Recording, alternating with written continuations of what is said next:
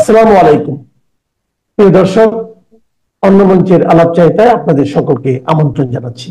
কাজেই পররাষ্ট্র উপদেষ্টা তৌহিদ হোসেন যে বলছেন নির্বাচন আভ্যন্তরীণ বিষয়, তা তো নিশ্চয়ই, কিন্তু জাতিসংঘের ওই চিঠিতে নির্বাচন বন্ধ না হলেও নির্বাচনটিকে প্রশ্নবিদ্ধ করবার এবং সেই বিষয়ে আন্তর্জাতিক মহলের দৃষ্টি আকর্ষণের চেষ্টাটা সফল করতে চাইছে আওয়ামী লীগ, এবং সে কারণেই তারা নাছোড়বান্দা এক চিঠির পর আরেক চিঠি লিখছে। আওয়ামী লীগ সভানেত্রী সাবেক প্রধানমন্ত্রী শেখ হাসিনা যেমন আন্তর্জাতিক সংবাদ মাধ্যমে একের পর এক সাক্ষাৎকার দিয়ে আওয়ামী লীগের তরফে প্রশ্ন তোলা বন্ধ করবেন না বলেই আপাতত মনে হচ্ছে, তেমনি আওয়ামী লীগের মন্ত্রীরা নানা দিকে একের পর এক চিঠি লিখছেন। বিশেষ করে জাতিসংঘ সহ পশ্চিমের দেশগুলোতে তাদের চিঠির মূল বয়ান হচ্ছে এই যে আওয়ামী লীগের মতো বৃহত্তম এবং প্রবীণতম প্রাচীনতম রাজনৈতিক দলকে নিষিদ্ধ করে বাংলাদেশের একটা বিরাট সংখ্যক মানুষকে ভোটাধিকার বঞ্চিত করে যেই নির্বাচনটি অনুষ্ঠিত হচ্ছে, সেই নির্বাচনটিতে সহযোগিতার হাত যাতে পশ্চিমের দেশগুলো এবং জাতিসংঘ প্রসারিত না করে, এই নির্বাচনকে যাতে প্রশ্নবিদ্ধ করা হয়, সেই বিষয়টি নিয়ে তারা বিভিন্ন জায়গায় চিঠি লিখছে।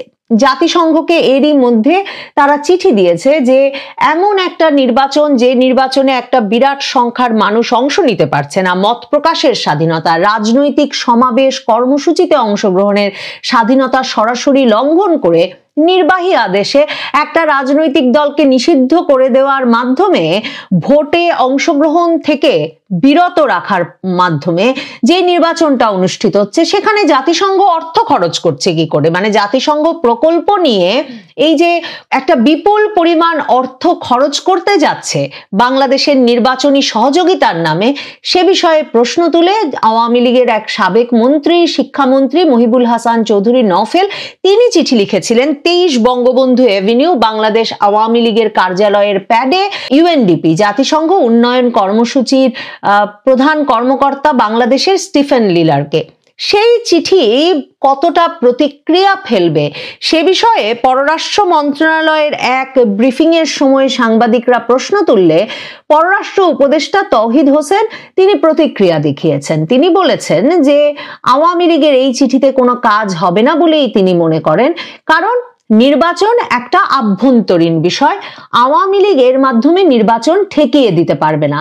কিন্তু আওয়ামী লীগ তো নির্বাচন ঠেকিয়ে দিতে বলেনি, আওয়ামী লীগ বিভিন্ন জায়গায় চিঠি লিখছে এই স্বীকৃতিটুকু আদায়ের জন্য যে যে নির্বাচনটি অনুষ্ঠিত হচ্ছে সেই নির্বাচনটিতে একটি রাজনৈতিক দলকে, বৈধ রাজনৈতিক দলকে যখন নিষিদ্ধ ঘোষণা করা হয়েছে এবং তার নির্বাচনে অংশগ্রহণের পথ আইনিভাবে রুদ্ধ করে দেওয়া হয়েছে একটা নির্বাহী আদেশের মাধ্যমে, এবং কোনো সুনির্দিষ্ট সন্ত্রাসবাদের অভিযোগ না থাকার পরেও সন্ত্রাস বিরোধী আইনে এই নির্বাহী আদেশ দিয়ে তাকে নিষিদ্ধ করে দেওয়া হয়েছে, সেটা জাতিসংঘ প্রতিষ্ঠিত যে মানবাধিকার সনদের ওপর, যে সার্বজনীন মানবাধিকার আইনের ওপর, সেগুলোর চূড়ান্ত লঙ্ঘন, সরাসরি লঙ্ঘন। কাজেই জাতিসংঘের উচিত হবে না ওই নির্বাচনের পেছনে অর্থ ব্যয় করা।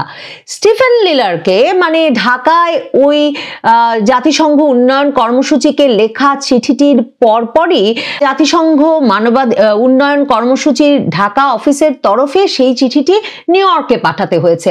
মহিবুল হাসান চৌধুরী নিজে যে চিঠিটা লিখেছিলেন সেটাও কিন্তু তিনি জাতিসংঘ মহাসচিব সহ জাতিসংঘের কর্তা ব্যক্তিদের কাছে সিসি করেছিলেন, কিন্তু নিয়ম অনুযায়ী জাতিসংঘের এই ঢাকার আবাসিক প্রতিনিধিকেও চিঠিটি নিউ ইয়র্কে জাতিসংঘ সদর দপ্তরে পাঠাতে হয়েছে।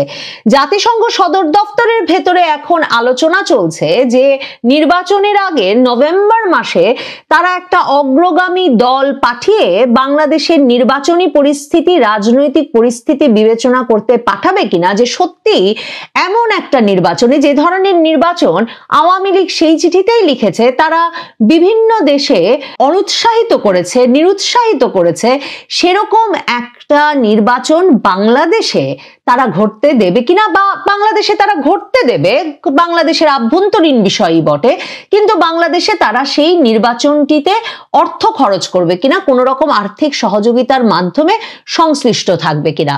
আওয়ামী লীগ কোনো ক্ষেত্রেই নির্বাচন ঠেকানোর কথা বলছে না। এবং শেখ হাসিনা আন্তর্জাতিক সংবাদ মাধ্যমের সঙ্গে যে সাক্ষাৎকারগুলো দিচ্ছেন, রয়টার্সে তিনি যে সাক্ষাৎকার দিয়েছেন, সেখানে তিনি স্পষ্ট বলেছেন যে আওয়ামী লীগের সমর্থকরা, লাখ লাখ সমর্থক, তারা তাদের পছন্দ অনুযায়ী ভোট দিতে না পারলে তারা নির্বাচনে ভোট দিতে যাবে না এবং তাদের ম্যাস বয়কট, গণ বয়কটের ফলে নির্বাচনটি প্রশ্নবিদ্ধ হবে এবং নির্বাচনী বৈধতা পাবে না, ইলেকটোরাল লেজিটিমেসি পাবে না। যে সরকার নির্বাচিত হয়ে আসবে সে সরকার। তিনি এএফপি কে বলেছেন এমন ভাবে আওয়ামী লীগের মতো একটা দলকে নিষিদ্ধ করে লাখ লাখ ভোটারকে ভোটাধিকার বঞ্চিত করলে সেই ভোটের ফলে যে নির্বাচন অনুষ্ঠিত হবে তাতে বিভক্তি শুধুমাত্র বাড়বে। তিনি এই বিভক্তি বারবার দায়ের ইউনূস সরকারকে দোষী করেছেন। তিনি ইন্ডিয়ান এক্সপ্রেসের সঙ্গে সাক্ষাৎকারে সরাসরি বলেছেন যে নির্বাচনে অংশ নিতে তারা প্রস্তুত, কিন্তু তাদেরকে নির্বাচন থেকে প্রতিহত করা হচ্ছে, নির্বাচনে অংশ নিতে তাদেরকে অনুমোদন দেওয়া হচ্ছে না। আওয়ামী লীগ কখনো নির্বাচন বর্জনের দল না। আওয়ামী লীগ সবসময় নির্বাচনে অংশগ্রহণ করতে চায় এবং কখনোই অবৈধ পথে, নির্বাচন ছাড়া অন্য কোনো পথে আওয়ামী লীগ ক্ষমতায় যায় নাই। এটা মনে করিয়ে দিয়ে তিনি বলেছেন ৯ বার আওয়ামী লীগ নির্বাচনের মাধ্যমে ক্ষমতায় এসেছে। কাজেই আওয়ামী লীগ, শেখ হাসিনা, আওয়ামী লীগের মন্ত্রীবৃন্দ পরিষ্কার করছেন তারা নির্বাচন ঠেকিয়ে দিতে চান না। তারা জানেন বাংলাদেশের আভ্যন্তরীণ ব্যাপার, কিন্তু তারা বিশ্বকে মনে করাতে চান যে নির্বাচনে অংশ না নেওয়া, নির্বাচন বর্জন করা একটা রাজনৈতিক দলের, আর নির্বাচনে অংশগ্রহণ থেকে তাকে নিষিদ্ধ করে রাখা একটি রাজনৈতিক, বৈধ রাজনৈতিক দলকে, তার লাখ লাখ কোটি কোটি নেতাকর্মী সমর্থককে রাজনৈতিক কর্মকাণ্ড থেকে নিষিদ্ধ ঘোষণা করা নির্বাহী আদেশের মাধ্যমে, সেটা সরাসরি মানবাধিকারের লঙ্ঘন হচ্ছে। এবং বিশ্বে যারা গণতন্ত্রের বিষয়ে কথা বলেন, যারা এর রক্ষক হিসেবে ভূমিকা রাখেন, তাদের এ বিষয়ে মুখ খোলা উচিত।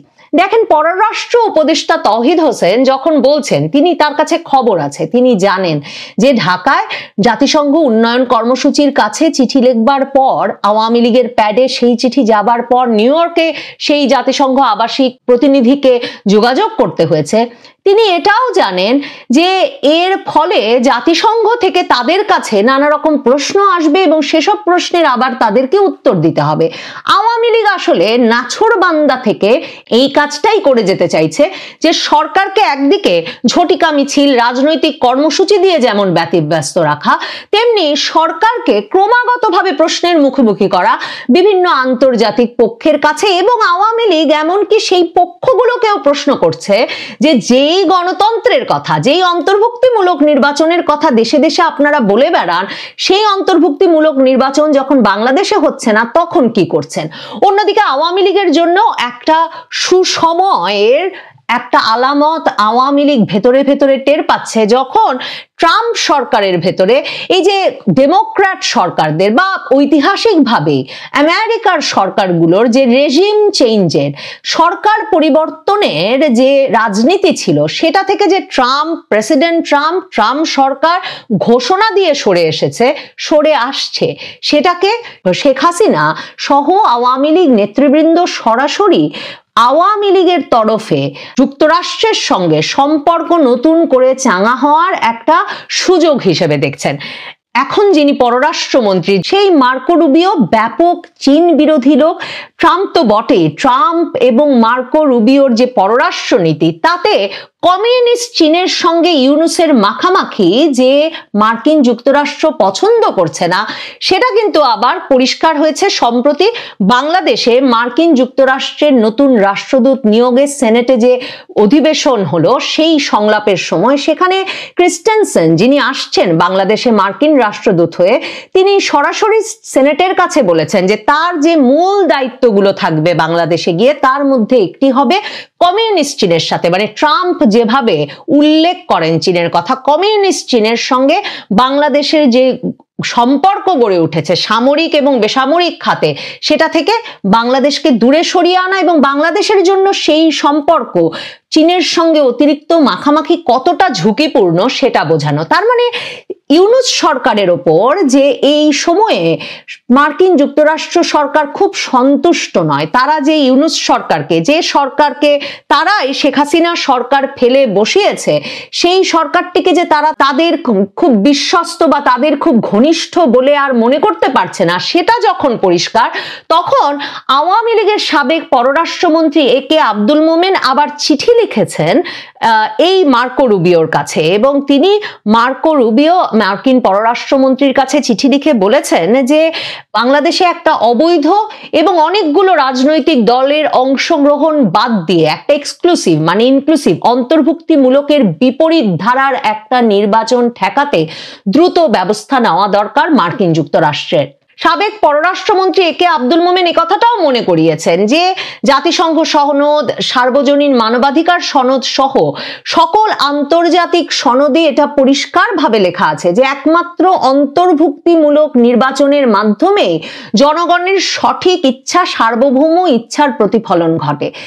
এখন আওয়ামী লীগ বলছে যে মার্কিন যুক্তরাষ্ট্রের উচিত হবে দ্রুত এই বিষয়ে প্রশ্ন করা এবং দ্রুত নিশ্চিত করা যে বাংলাদেশ পলিটিক্যাল পার্টিসিপেশন, রাজনৈতিকভাবে অংশগ্রহণের পূর্ণাঙ্গ অধিকার নিশ্চিত করে, যেসব রাজনৈতিক দলকে নিষিদ্ধ করা হয়েছে সেসব নিষিদ্ধ করবার আদেশ তুলে নেওয়া হয়। এবং আওয়ামী লীগ মার্কিন পররাষ্ট্রমন্ত্রীকে লিখেছে যে তারা এমন একটা সুনির্দিষ্ট সময়সীমায় এমন একটা ব্যবস্থা চায় যেই ব্যবস্থার মাধ্যমে দ্রুত বাংলাদেশে একটা সুষ্ঠু, অবাধ, নিরপেক্ষ অন্তর্ভুক্তিমূলক নির্বাচন সম্ভব। তার মানে কি আওয়ামী লীগ এমন ইঙ্গিত দিল যে সরকারটাই পরিবর্তন করা, অন্তর্বর্তী সরকার সরিয়ে, যেই দাবি আওয়ামী লীগ করে আসছে যে ইউনূস সরকার সরিয়ে একটা নির্বাচনকালীন সরকার হতে হবে, একটা তত্ত্বাবধায়ক সরকার হতে হবে, আওয়ামী লীগ সেই দাবিটাও খুব পরিষ্কার করেছে এই চিঠিতে। জাতিসংঘের জন্য জাতিসংঘকে প্রশ্নবিদ্ধ করার সুযোগও আবারও ছাড়ে নাই আওয়ামী লীগ মার্কিন পররাষ্ট্রমন্ত্রীকে লেখা চিঠিতে। সেখানে তারা বলছে যে এটাও নজর দেওয়া জরুরি যাতে জাতিসংঘ কিংবা জাতিসংঘের কোনো কর্মসূচি এ ধরনের একটা নির্বাচন, যেই নির্বাচনে সকলে অংশ নিতে পারছেন না, রাজনৈতিক দলগুলোকে নিষেধাজ্ঞার আওতায় নিষিদ্ধ করে রাখা হয়েছে, যেই নির্বাচন সরাসরি জাতিসংঘের সনদের লঙ্ঘন করছে, এমন নির্বাচনে যাতে জাতিসংঘের কোনো কর্মসূচি বা কোনো সংস্থা নিজেদেরকে সংশ্লিষ্ট না করে। এখন আমরা তো জানি যে মার্কিন যুক্তরাষ্ট্রের কি ব্যাপক প্রভাব জাতিসংঘের ওপরে, এবং প্রেসিডেন্ট ট্রাম্প নিয়মিত এই যে জাতিসংঘ কোথায় কোথায় পয়সা খরচ করছে এবং কেন করছে, এবং জাতিসংঘ এই যে রাজনৈতিকভাবে বিভিন্ন দেশে প্রভাব বিস্তার করে, এই বিষয়গুলো নিয়ে ট্রাম্প প্রশাসন সরাসরি বিরক্তি প্রকাশ করেছে। ট্রাম্প প্রশাসন একে মার্কিন যুক্তরাষ্ট্র সহ বিশ্বের অর্থের একটা অপচয় বলে মনে করে। এই সবগুলো বিষয় মাথায় রেখেই মার্কিন যুক্তরাষ্ট্রের পররাষ্ট্রমন্ত্রীর কাছের চিঠিতে আওয়ামী লীগ এই বিষয়গুলো উল্লেখ করেছে। কাজেই পররাষ্ট্র উপদেষ্টা তৌহিদ হোসেন যে বলছেন নির্বাচন আভ্যন্তরীণ বিষয়, তা তো নিশ্চয়ই, কিন্তু জাতিসংঘের ওই চিঠিতে নির্বাচন বন্ধ না হলেও নির্বাচনটিকে প্রশ্নবিদ্ধ করবার এবং সেই বিষয়ে আন্তর্জাতিক মহলের দৃষ্টি আকর্ষণের চেষ্টাটা সফল করতে চাইছে আওয়ামী লীগ, এবং সে কারণেই তারা নাছোড়বান্দা এক চিঠির পর আরেক চিঠি লিখছে। বিশেষ করে সেই সময়ে যখন মনে রাখতে হবে ট্রাম্প প্রশাসনে প্রেসিডেন্ট ট্রাম্পের যে জাতীয় গোয়েন্দা পরিচালক তুলসী গ্যাবার্ড, সেই তুলসী গ্যাবার্ড কিন্তু কয়েকদিন আগে ঘোষণা দিয়ে বলেছেন মার্কিন যুক্তরাষ্ট্র সিদ্ধান্ত নিয়ে অন্য দেশের সরকার বদলের অর্থাৎ রেজিম চেঞ্জের নীতি থেকে সরে এসেছে। বাংলাদেশকে এই মার্কিন যুক্তরাষ্ট্র, এই জাতিসংঘ মানবাধিকার হাই কমিশনার ভলকার টুর্ক, তারা রেজিম চেঞ্জ অপারেশনের সর্বশেষ উজ্জ্বল উদাহরণ হিসেবে, তাদের সাফল্যের উদাহরণ হিসেবে এক রকমের উপস্থাপন করে আসছিল বাইডেন প্রশাসনের আমলে। তাহলে এখন ট্রাম্প প্রশাসনের আমলে যখন একদিকে চীন বিরোধিতার তুঙ্গে মার্কিন যুক্তরাষ্ট্র, যখন তারা এই রেজিম চেঞ্জ অপারেশন থেকে সরে আসতে চায়, যখন তারা রাজনৈতিক পট পরিবর্তনের চেয়ে, যে মানে গণতন্ত্র ছড়ানোর নামে দেশে দেশে অস্থিরতা তৈরির চেয়ে রাজনৈতিক স্থিতিশীলতা, ব্যবসা বৃদ্ধিকে অধিকতর গুরুত্ব দিচ্ছে, তখন আওয়ামী লীগের এসব চিঠি, বিশেষ করে আওয়ামী লীগের চিঠি মার্কিন পররাষ্ট্রমন্ত্রীকে সম্ভবত অন্য অনেক সময়ের চেয়ে তাৎপর্যপূর্ণ প্রভাব রাখতে সক্ষম। তৌহিদ হোসেনকে আরো নানা রকম উত্তর দিতে হবে নানা তরফ থেকে প্রশ্নে। তবে মার্কিন নতুন রাষ্ট্রদূত আসছেন, তিনি জেনে আসবেন মার্কিন পররাষ্ট্রমন্ত্রীকেও চিঠি লেখা হয়েছে বাংলাদেশে আওয়ামী লীগকে বাদ দিয়ে রাজনৈতিক দল নিষিদ্ধ করে একটা নির্বাচন অনুষ্ঠান আয়োজনের চেষ্টার বিরুদ্ধে। বাংলাদেশের এক শ্রেণীর আতেল রাজনৈতিক বিশ্লেষক, সমালোচক এবং হঠাৎ গজিয়ে ওঠা কিছু রাজনীতিকরা ফেসবুকে, টেলিভিশনে এবং অন্যান্য গণমাধ্যমে ভয়ঙ্করভাবে প্রচার করা শুরু করেছিলেন আওয়ামী লীগ অপ্রাসঙ্গিক। আওয়ামী লীগের উপসংহার টেনে ফেলেছিলেন। শেখ হাসিনা ও জামানা শেষ, শেখ হাসিনা বিদায় নামের সঙ্গে নানা রকম কুৎসিত বিশেষণ যুক্ত করেছিলেন। তারা কি বুঝতে পেরেছেন শেখ হাসিনা অপ্রাসঙ্গিক হয়নি? আওয়ামী লীগের উপসংহার টানা এত সহজ না। ৭৬ বছরের আওয়ামী লীগের চড়াই উতরাই অনেক ক্রান্তিকাল অতিক্রম করে আওয়ামী লীগ একটি মহীরুহে পরিণত হয়েছে।